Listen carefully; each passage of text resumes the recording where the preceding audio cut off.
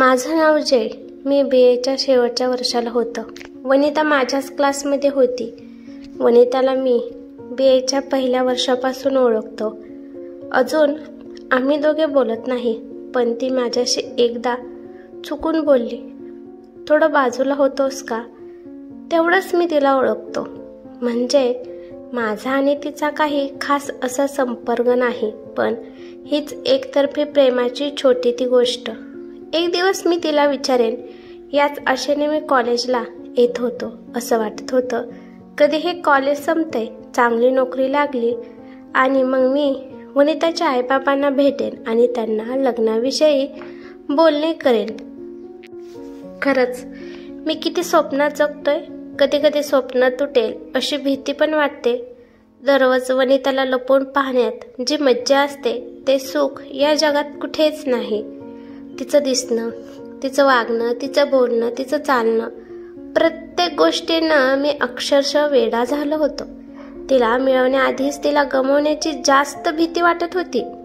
ती या जगात वेगळीच होती, साधी होती. इतर मुलींसारखं ती मुलांशी बोलायची नाही. ती आणि तिचा अभ्यासाच्या बाबतीत खूप गंभीर असायची. तिला अभ्यास खूप आवडायचा. कॉलेजची मुलं मुली लेक्चर बंक करून फिरायला जायचे. ह्या मॅडम सगळे लेक्चरला हजर. फ्री वेळ मिळाला की ती वाचनालयात पुस्तकात बुडालेली असायची. ती खूप साधी होती, पण तिच्या चेहऱ्यावर एक वेगळी चमक होती. एकदम शांत स्वभाव, मॅरेज मटेरियल होती ती. तिला पाहिलं की मी एक निर्जीव पुतळा बनून जायचो. ती जाईल तिथे मी तिचा लपून पाठलाग करायचो. एक विचित्र आणि वेगळं माझं प्रेम होतं तिच्यावर. एक दिवस तिच्या बॅनजवळ एक रुमाल पडला होता. मी उचलला आणि दुसऱ्या दिवशी रुमालाच्या बहाण्याने तिच्याशी बोलण्याचा प्रयत्न करत होतो, तर ती एकच वाक्य बोलली, हा माझा रुमाल नाही. तिचं बोलणं मला कळलं नाही. मी परत काय विचारलं तर ती हसून निघून. कदाचित तिला कळलं होतं की मी तिच्या प्रेमात पडलोय. का? हा माझा गैरसमज आहे. ती कॉलेजला नाही आली की मला कॉलेज नकोसं वाटायचं. कॉलेजला मी शिकायला कमी आणि वनिताला पाहायला जास्त यायचो. काही दिवस वनिता आली नाही. मी खूप अस्वस्थ झालो. माझी प्रेमाची कथा कुठेतरी थांबली असंच मला वाटलं. तेव्हापासून वनिता माझ्या आयुष्यातून गायब झाली असंच वाटलं. मी तिला खूप शोधलं. कॉलेजमधून तिच्या घरचा पत्ता घेतला आणि तिच्या घरी गेलो.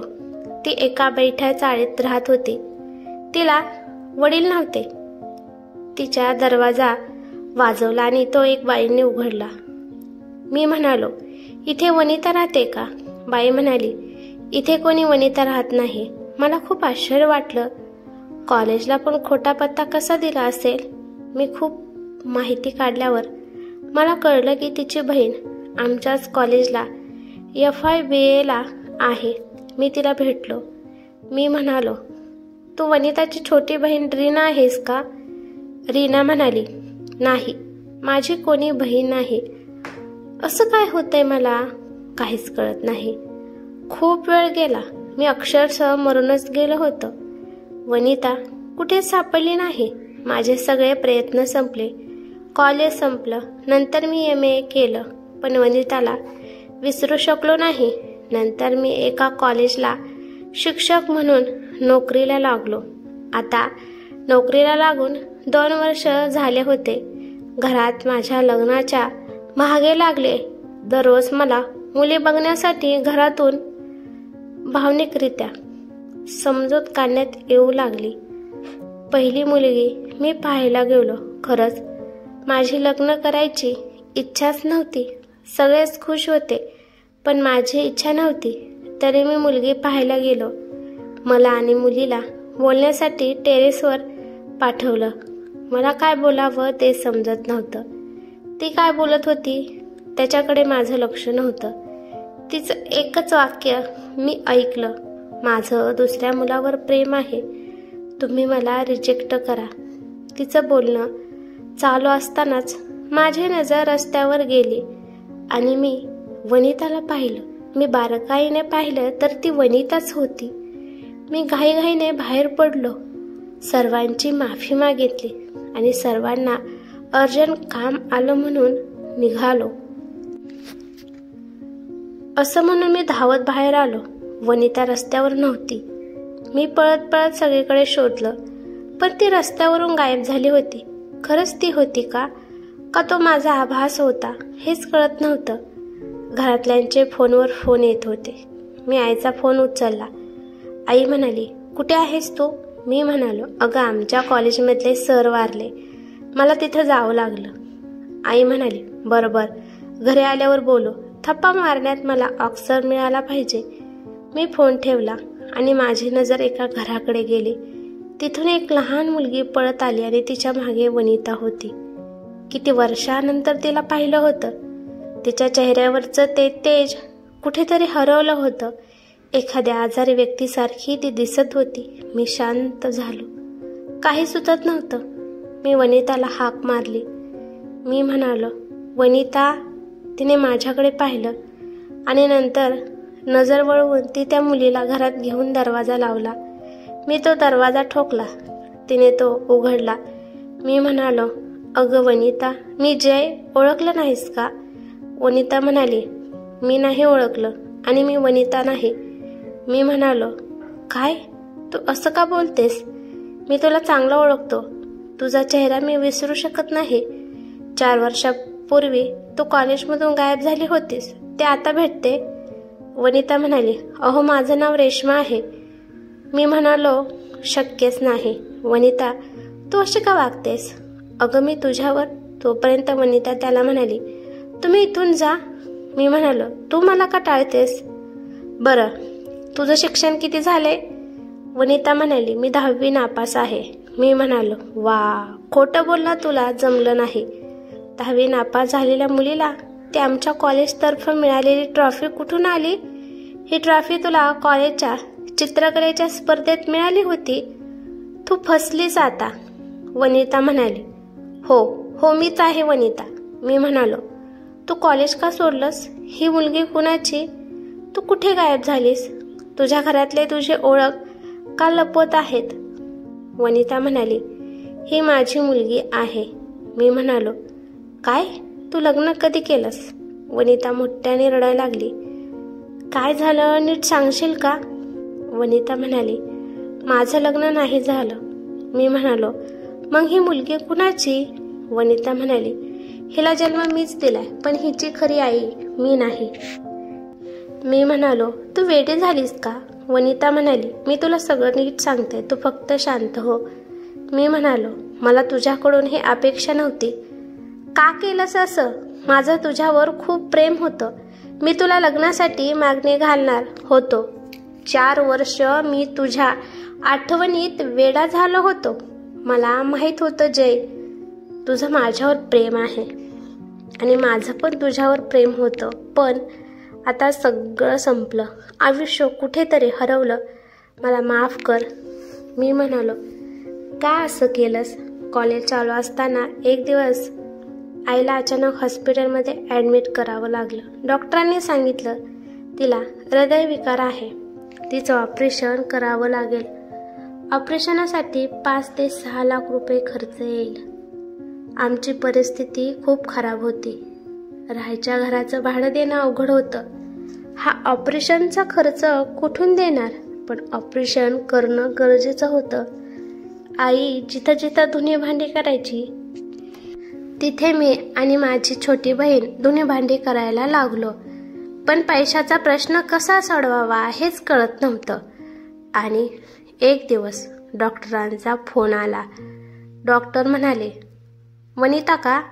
मी म्हणाले, हो मी वनिताच बोलते. डॉक्टर म्हणाले, अगं पैशाची सोय झाली का? नाही डॉक्टर, मी प्रयत्न करते. डॉक्टर म्हणाले, अगं तुझा पैशाचा प्रॉब्लेम मी सोडवतो. तू मला उद्या भेटायला ये. मी म्हणाले, चालेल. दुसऱ्या दिवशी डॉक्टरांना भेटायला मी त्यांच्या घरी गेले. मी म्हणाले, नमस्कार डॉक्टर. डॉक्टर म्हणाले, हे बस. तुम्ही माझी मदत करणार आहात का? मी तुमची खूप आभारी आहे. मी नोकरीला लागली की पहिले तुमचे पैसे व्याजासकट देईन. डॉक्टर म्हणाले, नाही, तू शांत ऐकून घे. बरं बोला डॉक्टर. हे बघ, हे जग स्वार्थी आहे. या जगात कोणी कुणाला अशीच मदत करत नाही. त्याच्या मागे त्यांचा स्वार्थ असतोच. मी म्हणाले, मी समजले नाही डॉक्टर. मी तुला नीट समजावतो. एक विवाहित कुटुंब आहे. त्यांचं लग्न होऊन 5 वर्ष झाले, पण अजून त्यांना मूल बाळ नाही. त्यांना स्वतःचं मूल बाळ हवंय, तर ते मूल तू त्यांना द्यायचं. मी म्हणाले, डॉक्टर तुम्ही काय बोलताय? माझं लग्न नाही झालं. त्याचा अर्थ इतका वाईट घेतला? माझ्या भविष्याची वाट लागेल. शी, मी असं काही करणार नाही. मी निघते. डॉक्टर म्हणाले, अगं ऐक, अगं तुला काही वाईट करायचं नाही. तुला या बदल्यात 6 लाख रुपये मिळतील. देह विक्री करून असे पैसे मिळवायचा असता तर मी खूप पैसा कमवला असता. मला हे मान्य नाही. डॉक्टर म्हणाले, अगं तुला देह विक्री करायला नाही सांगत. मी म्हणाले, मग बिना शरीर संबंध ठेवता मूल कसं होणार? डॉक्टर म्हणाले, हे विज्ञान आहे. सरोगसी करायचे. सरोगसी म्हणजे स्त्रीचा गर्भाशय भाड्याने घेणे. स्त्रीचे स्त्रीबीज आणि पुरुषांचे शुक्राणू यांचे प्रयोगशाळेत फलन केले जाते आणि सरोगेट मातेच्या गर्भाशयात ठेवले जाते. त्यानंतर तो गर्भ 9 महिने वाढू दिला जातो. 9 महिन्यानंतर ते नवजात मूल पती पत्नीकडे सोपवले जातो. नंतर त्यांचा आणि तुझा काहीही संबंध नाही आणि हे लीगल आहे. मी म्हणाले, बापरे, असं पण असतं? डॉक्टर म्हणाले, तू तयार झाली की तुला 2 लाख मिळतील. नंतर 7व्या महिन्यात तुला 2 लाख आणि बाळ दिल्यानंतर 2 लाख. विचार कर. मी म्हणाले, मला थोडा वेळ हवाय. डॉक्टर म्हणाले, तुझ्याकडे वेळ खूप कमी आहे. आईचं ऑपरेशन करायला आणि ही गोष्ट कुणाला सांगू नको. मी घरी गेल्यावर खूप विचार केला. नंतर मी खरंच असं होतं का यावर गुगलवर तपासलं. सगळी माहिती खरी होती. भीती वाटत होती, पण काहीच पर्याय सुचत नव्हता. आईची तब्येत बिघडत चालली होती. सगळ्या नातेवाईकांकडे हात पसरून झाले होते. सोनं पण एवढं नव्हतं की त्यावर लोन मिळेल. 2 दिवसांनी परत डॉक्टरांचा फोन आला. डॉक्टर म्हणाले, खुश खबर वनिता. मी म्हणाले, काय? डॉक्टर म्हणाले, ज्यांना बाळ हवाय त्यांना मी तुझी परिस्थिती कशी आहे ते सांगितलंय. ते बोलले की तुझ्या आईचं ऑपरेशन ते मोफत करून देतील. शिवाय तुझ्या आणि तुझ्या बहिणीच्या शिक्षणासाठी 10 लाख रुपये देणार आहेत. तू तयार राहा. पहिलं तू आईचं ऑपरेशन कर. 7 महिन्यानंतर तुला 7 लाख रुपये. बाळ दिल्यानंतर 3 लाख रुपये. फक्त 9 महिन्यांचा प्रश्न आहे. तुझी पूर्ण काळजी, तुझं खाणं पिणं, 9 महिन्याचा पूर्ण खर्च तेच करणार आहेत. विचार कर, एवढी चांगली ऑफर भेटेल का तुला? मी म्हणाले, मला थोडा वेळ हवाय. डॉक्टर म्हणाले, बघ तूच ठरव आणि मला फोन कर. मला हे ठीक वाटत नव्हतं. काहीच कळत नव्हतं, पण माझ्याकडे पर्याय नव्हता. मी डॉक्टरांना फोन करून होकार कळवला. माझा होकार येताच आईचं ऑपरेशन झालं. आईला सुखरूप बघून मला विश्वास बसला. मी काही चुकीचं करत नाही. मी एक नोकरी लागल्याचा बहाणा करून घरातून निघाली. मी डॉक्टरांकडे गेले. आम्ही एका दुसऱ्या डॉक्टरकडे गेलो. माझी सरोगसी करायची प्रक्रिया सुरू झाली. मला एक मोठ्या बंगल्यात नेण्यात आलं. तिकडे नोकर चाकर होते. मोठं गार्डन होतं. मला सगळं सुरक्षित वाटत होतं. मी काय खायचं, कसं राहण्याचं हे शिकवण्यासाठी पण खास लेडीज डॉक्टर माझ्याजवळ होते. 3 महिने गेले. माझी सोनोग्राफी झाली. सगळं ठीक होतं. मी एक माता झाली होती. बाळाची हालचाल आता जाणवत होती. या बंगल्यात माझी खूप चांगली काळजी घेण्यात आली. कोणत्याही प्रकारचा त्रास नव्हता. आवडेल ते खायला भेटत होतं. मला असं वाटत होतं की मी कोणी राजकन्या आहे. सर्व नीट चालू होतं. घरात मी आठवणीने फोन करत होते. म्हणता म्हणता दिवस सरकत होते. आता पोट दिसून येत होतं. 7वा महिना सुरू झाला. मी पैशासाठी डॉक्टरांनी फोन केला. मी म्हणाले, डॉक्टर म्हणाले, हा वनिता बोल, कशी आहेस? मी म्हणाले, मी बरे आहे डॉक्टर. ते 5 लाख रुपये मिळणार होते त्याचं काय झालं? डॉक्टर म्हणाले, हा मी बघतो ते कामात आहेत, नंतर फोन करतो. मला थोडं टेन्शन आलं. मी 2 दिवसांनी परत डॉक्टरांना फोन केला. त्यांनी उचलला नाही. परत त्यांचा मोबाईल लागणंच बंद झालं. त्यांनी मला ब्लॉक केलं होतं. मला खूप राग आला होता. मी तशा अवस्थेत डॉक्टरांना भेटायला गेली. मी म्हणाले, डॉक्टर, अगं वनिता, ये बस. मी म्हणाले, तुम्ही मला ब्लॉक का केलंस? डॉक्टर म्हणाले, असं काही नाही. मी म्हणाले, मला खरं सांगा. डॉक्टर म्हणाले, अगं, जे जोडपं तुझ्या पोटातलं बाळ घेणार होतं त्यांचा आंतरिक वादात घटस्फोट होतोय. आता त्यांना या बाळाची गरज नाही. त्या दोघांनी बाळाची जबाबदारी घेण्यास नकार दिला. मी खूप समजूत काढायचा प्रयत्न केला, पण त्यांनी ऐकून घेतलं नाही. मी ही गोष्ट ऐकून एकदम स्तब्ध झाले. माझ्या पायाखालची जमीन सरकली. क्षणातच सगळं संपलं. हे काय वरून बसले मी आता काय करू? डॉक्टर म्हणाले, तू काळजी करू नको, सगळं नीट होईल. मी म्हणाले, काय नीट व्हायचं राहिले या? माझं सगळं आयुष्य संपलं. मला मरणाशिवाय पर्याय नाही आता. डॉक्टर म्हणाले, अगं वनिता, असं नाही करू. अगं, आपण कोर्टात जाऊ, तुला तुझे पैसे मिळतील. ह्या बाळाला जन्म दे, त्याला आपण अनाथ आश्रमात पाठवू, सगळं नीट होईल. मी म्हणाले, वा डॉक्टर, तुम्ही पण स्वार्थी निघालात. मला असली भीक नकोच. जे सगळ्यांपासून लपवायचं होतं ते आता तुम्ही सगळ्या जगाला कोर्टात सांगणार? नको मला असला न्याय. यापेक्षा मरण बरं. तेव्हा जाणवलं की ही दुनिया किती स्वार्थी आहे. बाळाची गरज होती तेव्हा पाया पडत होते, आता नाही तर दिला आश्रमात फेकून. मी त्याच अवस्थेत घरी आली. मला अशा अवस्थेत बघून आईने डोक्यात हात मारून घेतला. मला घराबाहेर काढलं.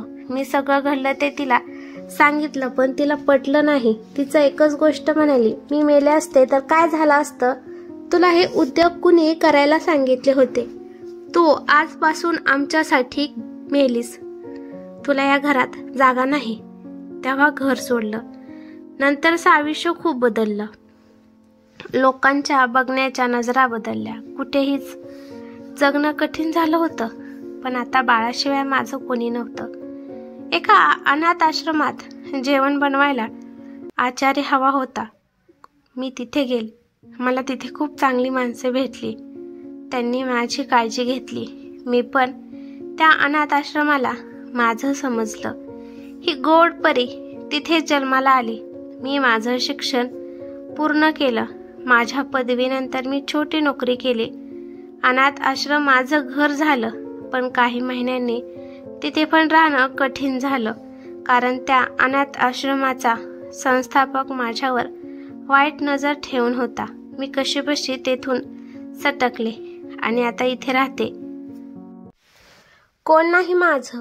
परी लहान असल्यामुळे मला नोकरी करता येत नाही आणि परीला कुठे सोडू शकत नाही, म्हणून मी घरची कामं करायला लागली. काम करता करता मला परीला पण वेळ देता येऊ लागला. आता फक्त परीच्या भविष्याचा मी विचार करते. जे मला नाही मिळालं ते तिला मला द्यायचं आहे आणि त्यासाठी मी काही पण करेन. वनिता रडायला लागली. मी म्हणालो, वनिता, तू रडू नको प्लीज. तू माझ्याशी लग्न करशील का? वनिता म्हणाली, काय? मी म्हणालो, मी परीसोबत तुला आपलंसं करेन. परीला वडिलांचं नाव देईन. तू आई नसताना आई बनू शकतेस, तर मी वडील नसून का नाही बनू शकत? वनिता म्हणाली, नको जय, माझ्यासाठी स्वतःचं आयुष्य खराब नको करू. तुझ्या घरातले हे स्वीकारणार नाहीत. मी म्हणाले, बरं, मी निघतो. वनिता म्हणाली, मला माफ कर जय.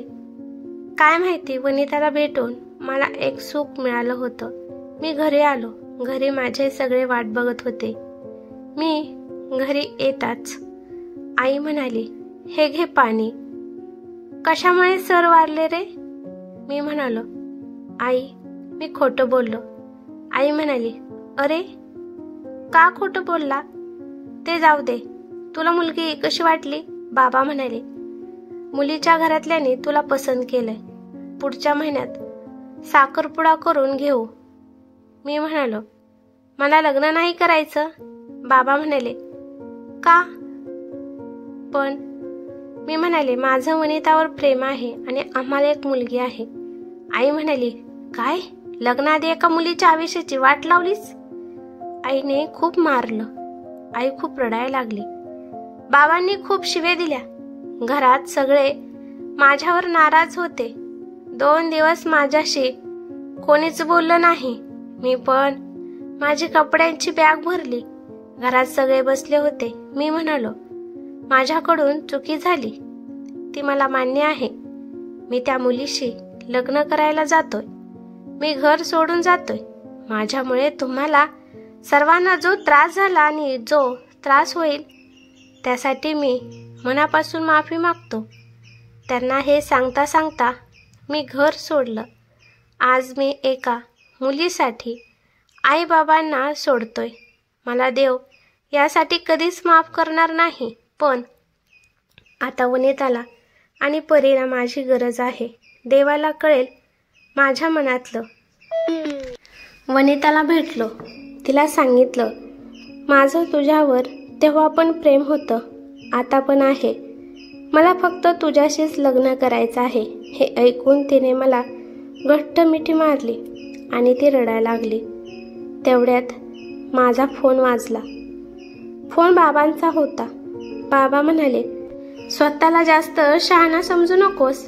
कोण काही बोलत नाही म्हणून जास्त शहाणपणा गाजू नकोस. त्या पोरीला घरी घेऊन ये आताच्या आता.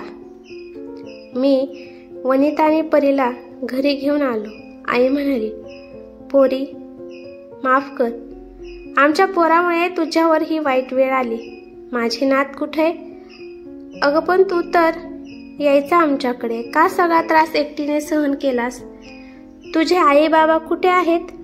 मी म्हणालो, तिला बाबा नाहीत आणि तिच्या आईने तिला घरातून बाहेर काढलं. आईने परत एक कानाखाली दिली माझ्या. आई म्हणाली, तुझ्यामुळे या पोरीला हे सगळं भोगावं लागलं. आम्ही तुझ्या आईशी बोलतो आणि तुमच्या दोघांचं लग्न लावून देतो. आणि जय, तुला घर सोडायचं असेल तर जा.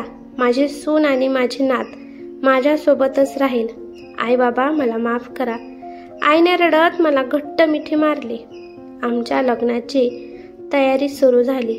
वनिता म्हणाली, तू घरात खोटं का बोललास? मी म्हणालो, मला अरे तुरे करायचं नाही, आहो जाओ करायचं. आता तू हक्काच्या घरात आहेस.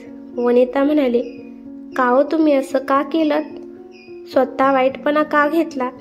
मी म्हणालो, मुलं कितीही वाईट असली तरी आईवडिलांसाठी गुणीच असतात.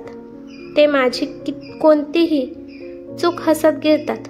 तू तुझ्या आईसाठी परीला जन्म दिलास आणि मी तुझ्यासाठी या खोट्या गोष्टीला जन्म दिला. या गोष्टीमुळे मी कुणाचंही नुकसान केलं नाही. इतिहासात पण खूप अशा चुकीच्या गोष्टी घडल्यात ज्या झाकण्यात आल्या. मी कोणी देव माणूस नाही, पण चांगलं करण्यासाठी थोडं वाईट झालं तर काय होतंय? वनिता म्हणाली, मी खूप नशीबवान आहे. तुमच्यासारखा जीवनसाथी मला मिळाला. तुमचं कुटुंब पण छान आहे. मी म्हणालो, तुमचं नाही आपलं.